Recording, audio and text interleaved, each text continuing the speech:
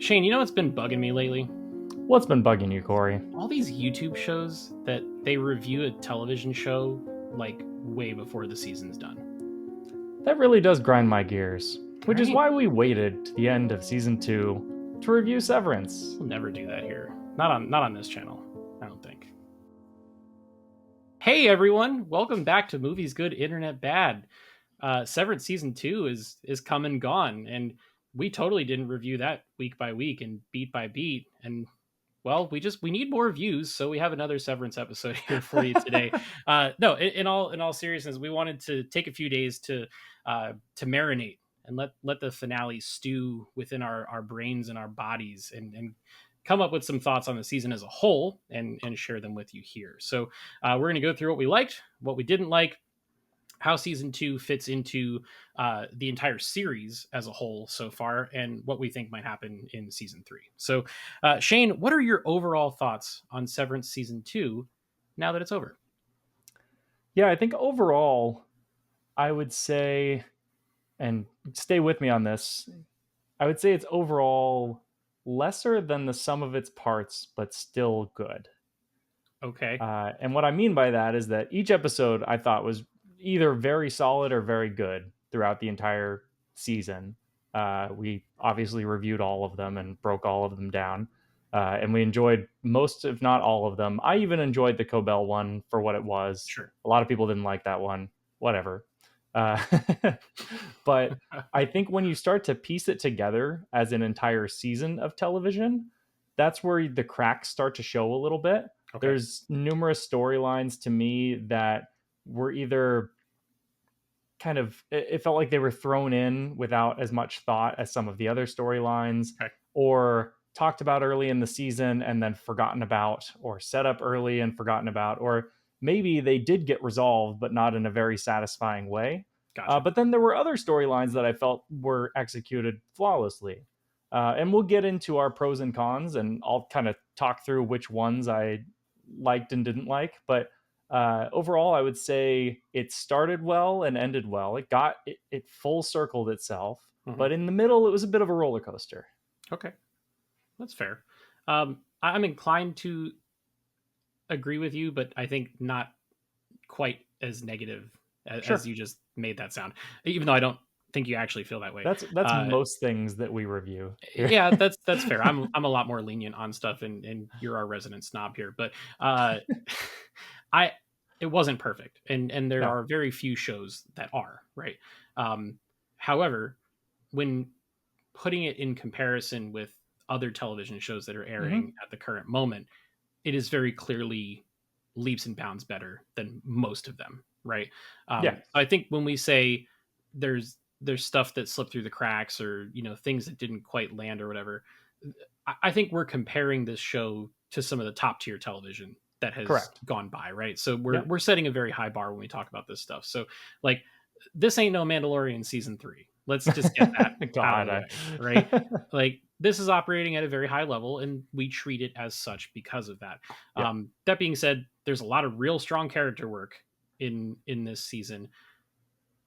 I could see the argument where it feels like the needle didn't move very far, but the character work is so strong that it almost doesn't really matter. It kind of reminds me of, I just finished The Leftovers season 3, finally, you and finally yeah, did it. finally, yeah, I know it only took me like 8 years, but uh, that season doesn't really have a lot of narrative progression, but it's got a Yeah, ton of character work, yeah. right?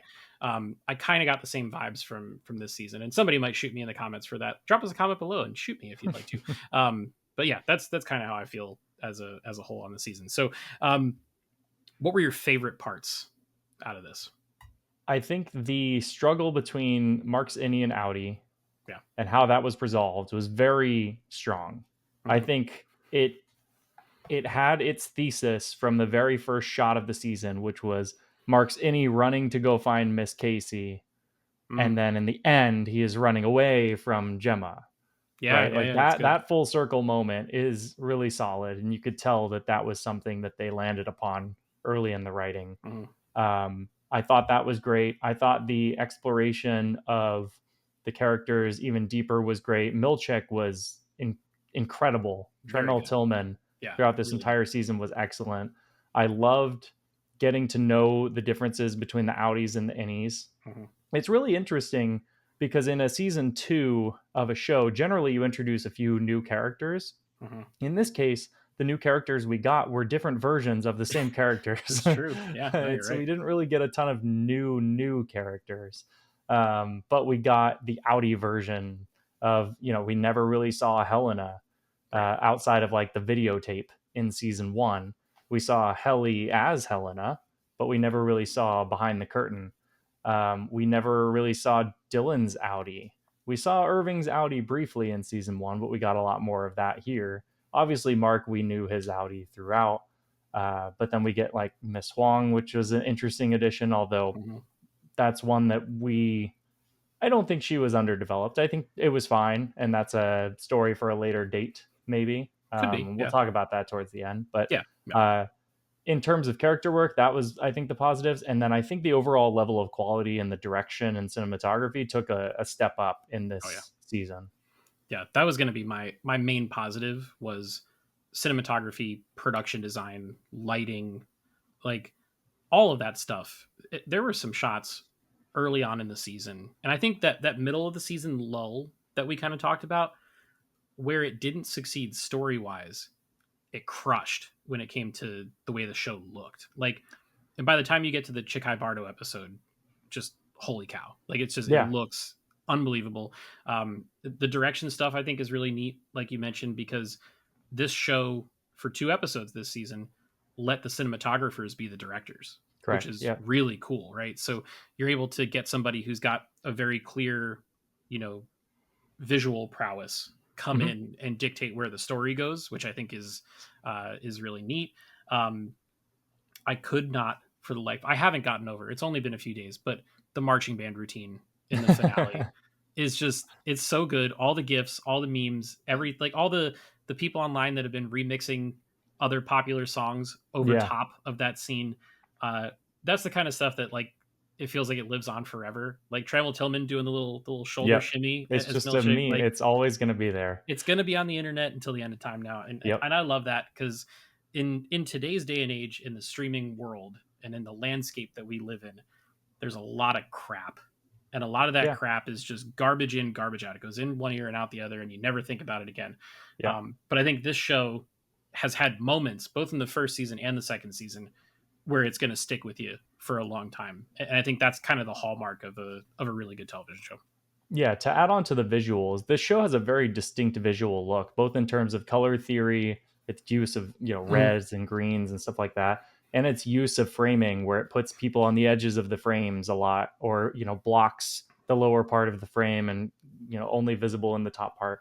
A lot of that is really uniquely done. And when you often see, like, they needed to do that because otherwise it would just look like another office comedy type of Mhm. thing. Yep. And so I just really love the unique look that it has. When you see a photo of it, even if you don't see Adam Scott or whoever, you kind of know what the show is, even Yep. if you're just browsing on Twitter or something. Yeah. So I love Someone that. said they didn't shoot the show with the Instagram age in mind because a lot of Yeah, the scenes are not easy to crop down to like a 4:3 vertical, so yeah. that You way don't they can want share it to on you socials. don't want to do those stupid AI generated, like, what if Bonnie and Clyde was shot vertically, and it's the worst trend on Worst thing you've ever seen. fucking Yeah. TikTok ever. Yeah. It's like this director composed this shot specifically to look like this, and somebody's gonna run it through a program and just stretch the top and the bottom. Yep. Damn it. Yeah. The show felt like it was art for the sake of art and not art for the sake of content, Yeah, which yeah, which is that I hate to say it, but there's a pretty big line in the sand when it comes to that stuff right now. yeah. So Agree. well, in that case, let's put our mean caps on and tell me, Shane, because you are the nitpicker on this show, what didn't work for you in season two?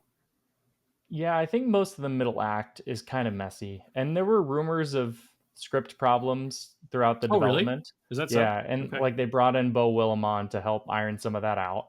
I think some of that is inevitable. Like Dan Erickson's a first time showrunner. He's going to need some help at Yep. times. Okay. Ben Stiller, I think, is a first time showrunner. Maybe he's done one other show. I know he's done movies, but maybe he's done one other Hmm. show. I'm not sure. but relative inexperience in the writers' room there. So Okay. bringing in somebody like Bo Willimon, who's obviously showrunner for House of Cards, uh, producer on Andor, writer on Yep. Andor, Yep. like he's done some great stuff. And in the podcast, they kind of talk about some of the ideas that Bo brought to the table. Hmm. But juggling a lot of the expansion of the characters and ideas, I think, was a struggle for them. The biggest one that really stands out to me is like the Dylan storyline, Yes. where you set this up in, I think it was episode one, like at the end of episode one, that there's this room where he's going to get to meet his wife. And then he meets his wife a couple episodes later. And then they maybe see each other one more time and then they're like making out. And then the Hmm. next time they see each other, they break up. And it's just Yeah. like, that could have been so expanded upon. And like bringing in an actress like Merritt Weaver to play his wife, she's a phenomenal actress and Yeah. like didn't really have enough to do, which I Sure. found interesting because so many of the reviews were saying like, oh, Merritt Weaver is so great in this season, and then we saw her and like she's good, but like she's barely in it. Right. I felt like they really could have expanded on Dylan as a whole in this season. He had a lot more things to do in season one than he did in season two. And I think part of this is just balancing like what do we want to devote screen time to and what do Yeah. we not. And I think Dylan kind of got left on the cutting room floor a little bit. You can kind of say that about Irving as That well, was where going to be I think mine. Yeah. I think Irving, like you basically say goodbye to him as a character in episode, was it nine? It's 9. Yeah. It's nine, but I Mhm. mean, he barely has it. Like, we set up this huge thing with Bert being like a Lumen employee bad Mhm. guy, and then that's kind of like thrown away the next Yeah. episode, It's and just then the it just chauffeur, and that's ends. it. And he puts him on a Yeah, train and says, "I can't let these people hurt you. Just leave." yeah, and Okay. I Bye. don't think that Irving's story is over. If it is, that's a horrible ending for his character. Wouldn't want But that. Yeah. no, I don't think so. But it just seemed weird that like it seemed like they were setting up so many things for his character in this Mhm. season, and then we didn't really get any of them. Yeah. I did love the Innie storyline with the Woes Hollow episode. Like Yes. that was great. Phenomenal. That was He's all so good. great. Yeah. But his Audi storyline was just kind of half baked. Also, the reintegration storyline with Ragabi felt useless. I remember whenever episode three came along, and the ending of it is Mark reintegrating, and we get Yeah. that like crazy montage of all the reintegration. When we broke down that episode, we were both like, "Holy shit! They did this so early in the So early. season. I Yeah. didn't expect this." And then they just didn't.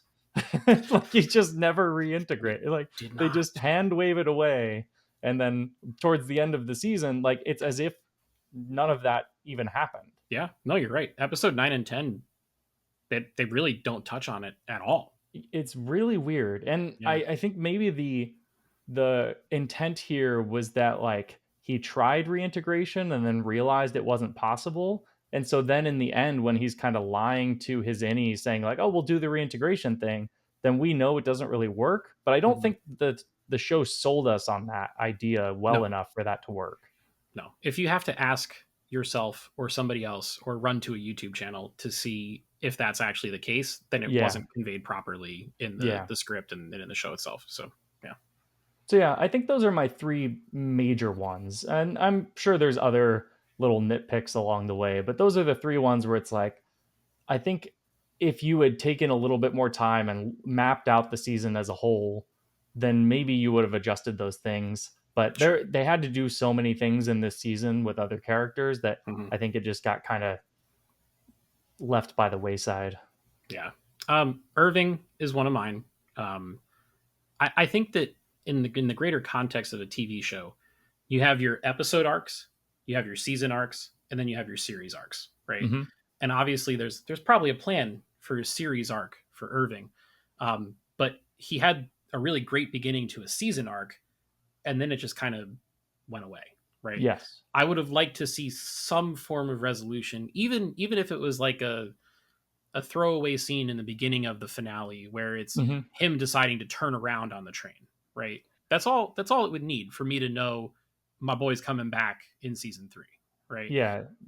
I think there's a couple instances of characters not acting the way that the show has written them for the first couple Mm, of seasons. okay. Devin calling Cobell was one where it's like, why? Why would Yeah, she? I mean, I know the plot requires that to happen, but why but would she she call wouldn't do Cobell? that, would She she? didn't. She didn't give a good enough reason to do that. Irving deciding to just fully trust Bert and get in his car, and he's fully bought in and like, come with Yeah, me like after bring the one episode dog of and all that. that. Yeah, Yeah, it's it just strange. felt weird because in that prior episode where they were at dinner, he caught on to the fact that Bert had been at Lumen for longer than he was letting on. Yeah, And I thought, oh, this is another moment where he's perceptive. Like he no, caught the Helena thing, right. the Helena twist before anybody else did. So I figured he would catch this, and then like he just doesn't, and he acts like a robot. It Yeah, was just a little weird. yeah, definitely strange there. The other thing that bothered me, the big gripe that I had was the Cobell episode, and not even the episode itself, but its placement in the greater Sure. season. Yeah. Because even though we got an hour and 15-minute long finale, I still felt like, oh God, they have so much they have to cover to, you know, pull on the right plot threads. And that Hmm. gets us to the point where we're talking about the Dylan thing being half baked, the Irving thing being half baked. And I think a lot of that is because a big chunk of your screen time in the last third of the season was dedicated to something that I saw someone say that that episode could have been sent in an email. And I was like, you're not technically wrong, like, Well, it was actually, I think, a combination because the episode before that was a Gemma flashback. So we yes, really didn't get a lot of any of the other characters besides right. Mark. I mean, we got Mark in that episode, but then no Mark in the Cobell episode. But for Dylan, Irving, Helly, all of them, that's two straight episodes where Yeah. we didn't get any plot development for them Yeah. whatsoever. That's So then you have to 20% kind of of the season. restart. Yeah, you kind of have to restart it after. And that's where things can lose momentum. So that Yeah. when you have to reintroduce the idea of Dylan with his wife, it's like, oh, that was 3 weeks ago that Uh-huh. we, last saw that happen. So Yeah. yeah, it's tough.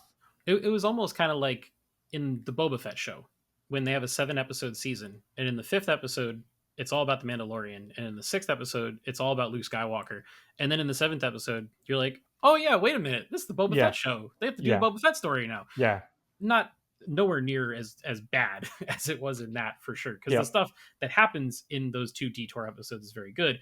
I just think from like maybe the way you piece together the jigsaw puzzle, I would have done that a little bit differently and maybe done the agreed. Cobell thing halfway through the season or maybe in the Yeah, sixth episode or something like that. But yep, I um, agree with that. aside from that, I don't have too much to nitpick about because the way I gauge a show is, am I actually excited to sit down and watch it? Yeah, And every week of this season, I was locked in right at release time, and ready to go. So, yeah, yeah. So Corey, what would you give this season overall out of 10?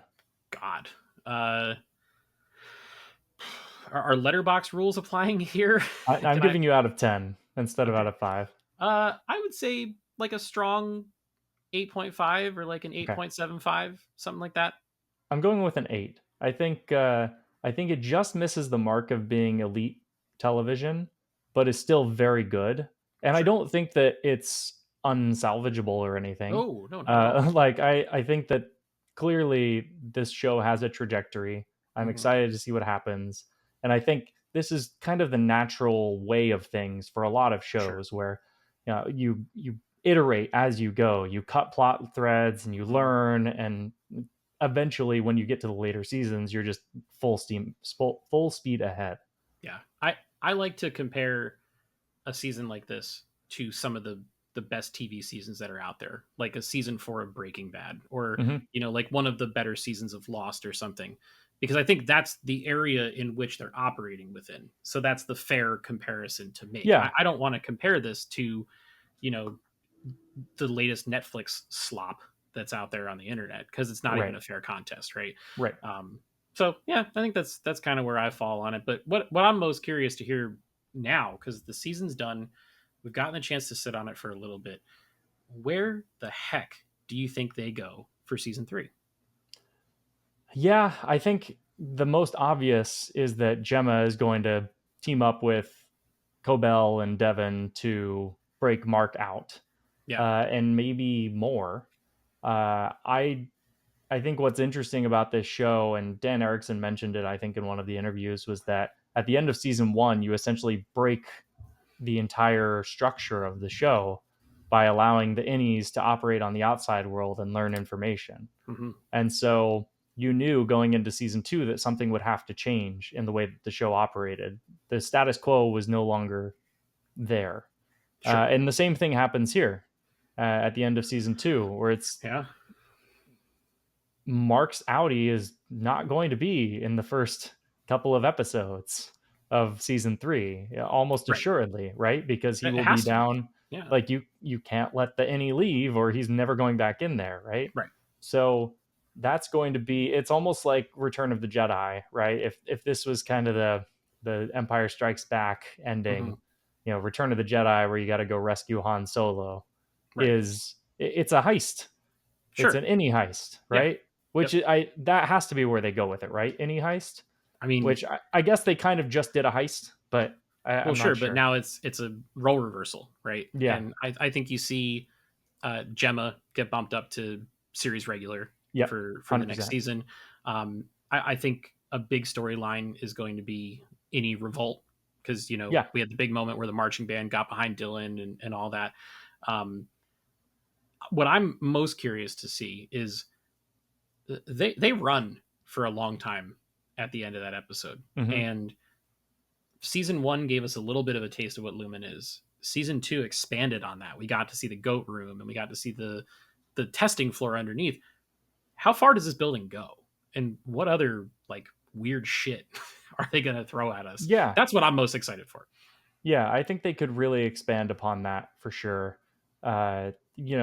O&D is something that we completely forgot about halfway Yeah. through this season as well. It seemed Yep. like they were setting up a lot of stuff, and it seemed the only real thing we set up is they know where the exports hall is. Right. And so maybe that's part of it.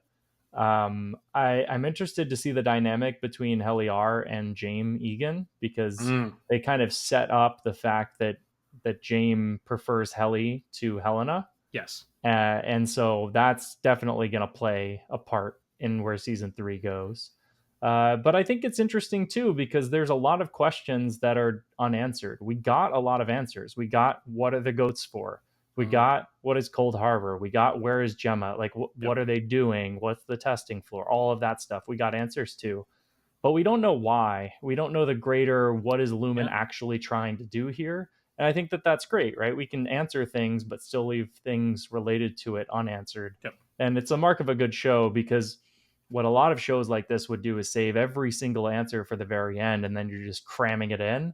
And then Mm, if the answers aren't satisfying, then the audience kind of revolts. And that's yeah. kind of how Lost worked, where it, Lost was a show where it cared so much about the characters that it didn't really answer most of the mysteries until the Hmm. very end. And then they tried to throw the answers in, and the answers were not satisfying to the people that were watching the show for the mystery and not the Right. characters. And people lost their minds and, said it was a horrible ending. But, uh, you know, and you just watch the leftovers, and obviously he structured that show very differently. Damon Lindelof, the Very much so. showrunner, Yeah. Yeah. structured it very differently and decided, no answers. We're not doing answers anymore. We're just doing characters, and I think that's Yeah. great. Yeah. But this show does a good job of giving you enough answers. Although I will say one potential pitfall that they could run into is, I think the people watching this show, not everyone, but the people watching it, are very, very detail oriented and Yes. smart. And the Hmm. theories that I read online are insane. And I think they might overanalyze things to a Oh, degree. you think they might hype themselves too far and then Exactly. not get what they Right? wanted? Yeah. Because throughout this season, and I'm glad that the backlash has not been that bad about it for the finale, Sure. but we called what Cold Harbor was, like, in episode 7, right? Sure. Like Yeah. 3 episodes or so before, Yeah. and how this was going to end. And it wasn't a crazy theory, right? It was No. just, it's the Severance chip, but there's new iterations of it. Like, it wasn't some off the wall, you'd never think of it ending. It was just structured very, very well. But I wonder if the answers will satisfy like the crazed fans that are coming up with these 10-page theories on Reddit. Yeah. There's going to be videos that are like 2 hours long about this is Oh, how for sure. Severance is going to end, and it's not going to approach that because these showrunners I don't think are approaching it with that level of we have to mind fuck everybody. They're just trying to structure a good A show, good right? television show, right? Yeah, Right. exactly. Yeah, So I I like to wonder, call that Last Jedi syndrome because it yeah, was Luke's going to do this, Luke's going to do that, he's going to pull star destroyers out of the sky with his mind, and then when none of that happened, everyone was upset because their theories didn't come true. yeah, I can see exactly why that would be a pitfall that this show in particular could run into. it's the detriment of fandom, right? You hype yourself up with all these theories, and then when it's not exactly what the internet had like a consensus on would happen, everyone loses their minds. That's it. Internet bad. Yeah, but I don't know. I think my theory, I'm gonna give my theory, is that I guess Lumen is trying to market this device that you never have to have any pain anymore. Yeah. And that's the world changing moment that they think that they're doing because Yep. they started as a like an ether company, right? Yep.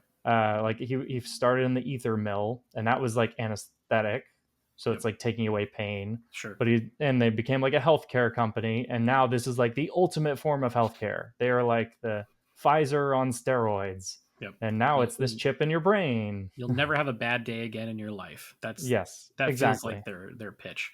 Um, exactly. my big theory is that I don't think you're going to see a whole heck of a lot of the outside world in the next one, and Oh, interesting. I think like we talked about in our finale review, which if you haven't watched that, go check that out.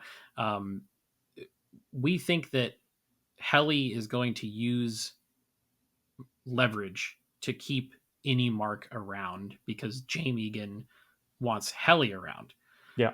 If you're going to do that, you're going to have to show a lot of your main character, which is Mark, inside at Lumen. And Hmm. because of that, you're going to have to expand the inside of Lumen a lot, or else it's just going to be him sitting in the same room or same set of hallways for an Yeah. entire season, not doing much. And then that turns into like a Silo season 2 type situation Hmm. where you've basically pushed your main character aside for an entire season. I don't think this show would do well if it did that. They have a very strong cast, but I think if you move Adam Scott off the playing board, it would be to the show's detriment. Yeah, I agree. And I will say though that they could go a lot of ways with expanding the outside world too. In Lumen's purpose and marketing and all of that stuff, they could expand upon that as well. And I wonder if that might be something that they do. You know, Lumen, now that they know that the Severance chip works to an extent before Mm-hmm. Mark blew everything up, they might try and rush it to market to It's true. mark it. Yeah. But Very typical corporate thing to do, though, is to yeah, rush that something could that's not be. ready. Yeah. I feel like that's a good way of expanding the world still in a season three. I think if we did too much any stuff, it might get a little bit boring. But I Yeah. don't know. Season one was mostly any, so and it worked Yeah. just fine. So That's I'm not true. sure. But Yeah, man. I think you're definitely right for the first couple of episodes Yeah, that for it's sure. going to be almost all innies. Another thing that we haven't brought up is that if they have to sleep there overnight, sleep kind of messes with the any outie thing, as we Yeah, I wonder saw Irving. how that And works yeah, but they also kind of forgot about that in season two because they had the orc because they bow do and the people orpo. Yeah, slept and it was fine. Although I guess Irving had a divine revelation while he slept, so maybe it was just Irving. Irving, my boy. He I just need more sees John Turturro woe. because he's fantastic. Yeah, But either way, I think the show is in very capable hands, and I think that now that there's hopefully no more pandemics or writer strikes or actor strikes or anything that can get in the way of this sort of thing, they'll put together something great and have it out in less than 3 years. So yeah, agree. cool. Well, that's going to wrap things up for this video. We'd love to hear your thoughts. So drop us a comment below. Let us know. We did the episode by episode videos, but now we're at the point where it's been a little bit. The season's concluded. Would love to hear all of your thoughts on whether you liked it, didn't like it, where you think it's going for season 3. Subscribe to the channel if you have not already. We are going to be reviewing The Studio starting this week. We are going to do The Last of Us season 2 starting April 13th, and then Andor season 2 starting on April 22nd. So that, as well as a lot of movie reviews, because we're going to start kicking up into movie season once we get to April, May, June. So make sure to stay tuned for all of that and so much more. Until next time, we'll see you guys in the next video.